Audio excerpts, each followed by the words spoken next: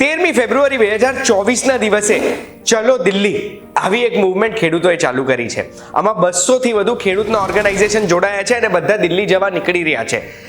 એ જે જવા જઈ રહ્યા છે એના માટે થઈને દિલ્હીની બોર્ડર ઉપર પોલીસે ગજબ બંદોબસ્ત કરેલો છે.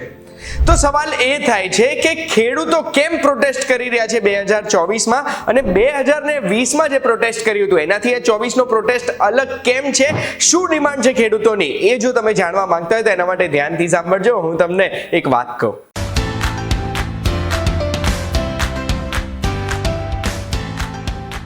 એક વાત કહું, આપનું સ્વાગત છે. મારું નામ છે ગુંજ ઠક્કર અને સૌથી પહેલા આપણે યાદ કરીએ વર્ષ 2020ને, જ્યારે ખેડૂતો ટ્રેક્ટરો ભરીને દિલ્હીની બોર્ડર પર અને દિલ્હીમાં આવ્યા હતા પ્રોટેસ્ટ કરવા માટે, જે ઘણી જગ્યાએ વાયલન્ટ થયું હતું અને ઘણી જગ્યાએ શાંતિપૂર્ણ પ્રોટેસ્ટ પણ થયા હતા. પણ ત્યારે ખેડૂતોની ડિમાન્ડ ફક્ત એક જ હતી.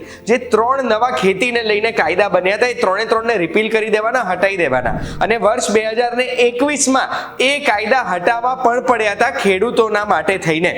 હવે 2024માં ફરીથી આવી રીતે 200 અલગ અલગ ઓર્ગેનાઇઝેશન દિલ્હી તરફ જઈ રહ્યા છે. ચલો દિલ્હીના નારા સાથે 13મી ફેબ્રુઆરીએ દિલ્હી પહોંચવાના છે. સવારે 10 વાગે નીકળી પણ ગયા છે ત્યાંથી. ત્યારે સવાલ એ થાય છે કે આ વખતે ખેડૂતોની ડિમાન્ડ શું છે? તો આ વખતે ટોટલ 10 ડિમાન્ડ છે ખેડૂતોની. સૌથી પહેલી ડિમાન્ડ એ છે કે આપણા દેશની સરકારે કાયદો બનાવે જે ગેરંટી કરે છે કે ખેડૂતોને જે પાકનું મિનિમમ સેલિંગ પ્રાઇસ MSP મળવા પાત્ર હોય છે ને મળે.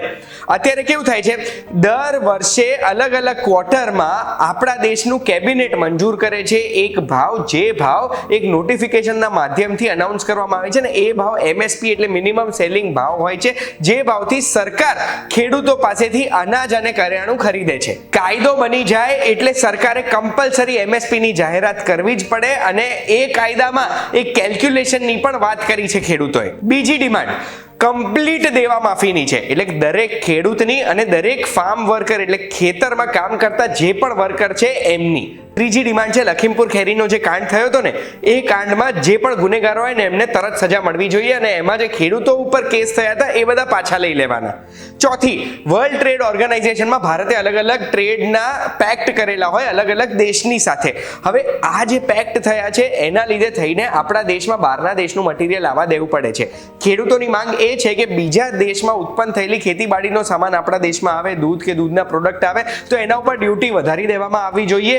એટલું જ નહીં, આપણા દેશના ખેડૂતોએ જેટલી વસ્તુઓ બનાવી છે એ દરેક વસ્તુને પહેલા પ્રાયોરિટીથી ખરીદવી જોઈએ, પછી બહારના દેશની વસ્તુઓ ખરીદવી જોઈએ. પાંચમી ડિમાન્ડ પેન્શન સ્કીમની છે. દરેક ખેડૂત કે પછી ફાર્મ લેબરર છે એમને 10,000 રૂપિયાની પેન્શન મળવાની ચાલુ થઈ જવી જોઈએ. જેમની ઉંમર 58 વર્ષની વધારે વધી જાય ને એના પછી આ પેન્શન સરકારે ચૂકવવી જોઈએ. છઠ્ઠું, ક્રોપ ઇન્સ્યોરન્સનું જે પ્રીમિયમ છે ને એ સરકારે ચૂકવવું જોઈએ. સાતમું, જે લેન્ડ એક્વિઝિશન એક્ટ હતો ને 2013નો, એમાં કેન્દ્ર સરકારે રાજ્યોને ઘણા બધા નિર્દેશો આપ્યા હતા.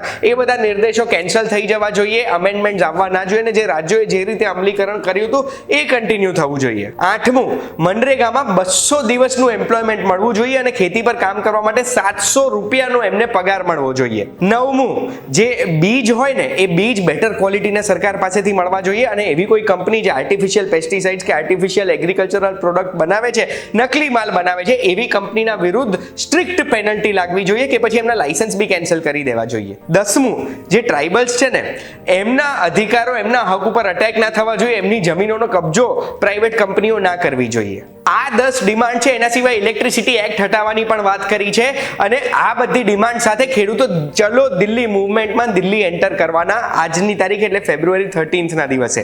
આ વખતે આપણે તો એટલી જ આશા રાખી શકીએ કે આ વખતે એવા વાયલન્સ ના થાય જે 2020માં થયા હતા અને 2020માં જે આગળ પડતા લોકો હતા ને એ આ વખતે ક્યાંય જોવા નથી મળી રહ્યા. સરકારની સાથે પણ ઘણા બધા નેગોશિએશન્સ ચાલે પણ એમાં કોઈ કન્ક્લુઝન ના આવ્યું ને એટલે ખેડૂતોએ ચલો દિલ્હી મૂવમેન્ટ કન્ટિન્યુ રાખી છે અને દિલ્હીમાં એન્ટર કરવાના છે આજે. આશા રાખું છું આ વિડીયોની માહિતીથી ખેડૂતો ફરી કેમ આંદોલન કરી રહ્યા છે એનો જવાબ તમને મળી ગયો હશે.